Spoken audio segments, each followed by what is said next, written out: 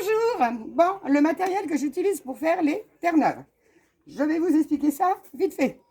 D'abord les brosses, ensuite les peignes, les ciseaux, le Code King. Voilà, on va commencer par les brosses. Là, vous avez cette brosse-là qui est souple, qui n'abîme pas le poil. Là, vous avez une étrille qui est moyennement dure. Et là, cette petite merveille, attention, ça pique, pique, pique. Elle est très, très dure. Celle-ci, je l'emploie uniquement pour les endroits emmêlés, derrière les oreilles, bas des franges, tous ces endroits-là. On ne fait pas le corps entier avec.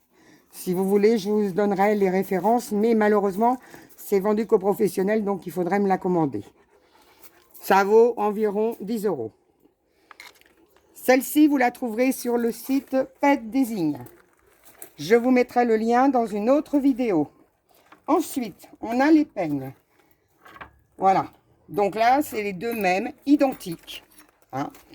Simplement, vous en avez un grand et un moyen. Pareil, très, très dur. Rien de flexible. Ensuite, vous avez un peigne double dent. Ce peigne a la particularité de pouvoir enlever plus facilement le sous-poil de votre chien. Des dents longues sans le double dent va buter dans le poil. La double dentition qui est courte va bien bloquer dans la bourre et vous aider à bien démêler votre chien.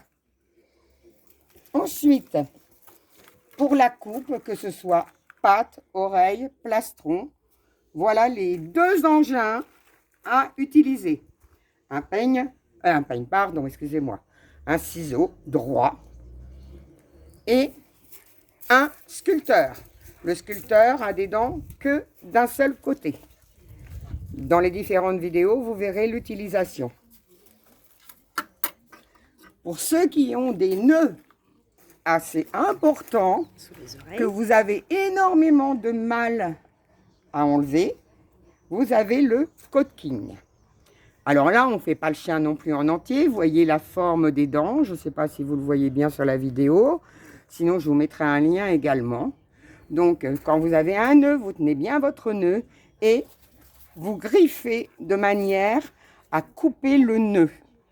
Surtout pas tirer d'un seul coup, vous allez arracher complètement la touffe de poil.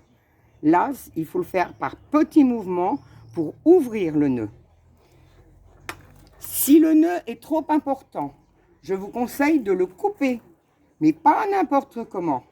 Vous prenez le nœud dans votre main, le ciseau en hauteur, vous plongez la pointe de votre ciseau dans le nœud et vous coupez sur la longueur du poil.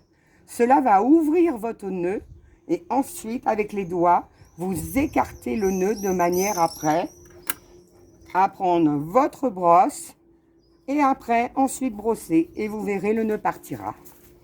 Il faut toujours le faire par à coup, jamais tirer d'un coup sec, sinon vous allez arracher le poil. Voilà pour le matériel. Il peut y avoir d'autres matériels, mais ça, c'est le matériel de base. Ensuite, vous m'avez demandé les produits utilisés. Pour les shampoings courants, j'utilise de chez Special One le Platinum Pro ou l'Aquarosa. Ce sont des produits très bien, qui vous paraîtront peut-être un peu chers, mais ce qu'il ne faut pas oublier, ce sont tous des produits divisables par 20. C'est-à-dire que pour faire 1 litre de shampoing, vous ne prenez que 50 ml de ce shampoing. Il existe en plus petit format en 250 ml. Voilà. Ensuite, deuxième produit que j'utilise pratiquement à tous les bains de mes chiens. L'Hydrating Crème.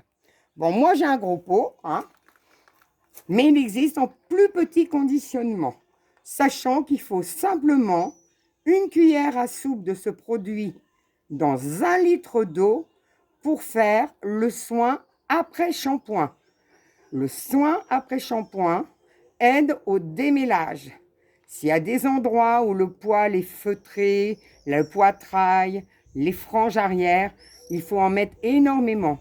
Laissez poser 1/4 d'heure avant de rincer. Et moi, touche finale, je brosse avec celle-ci en rinçant le chien.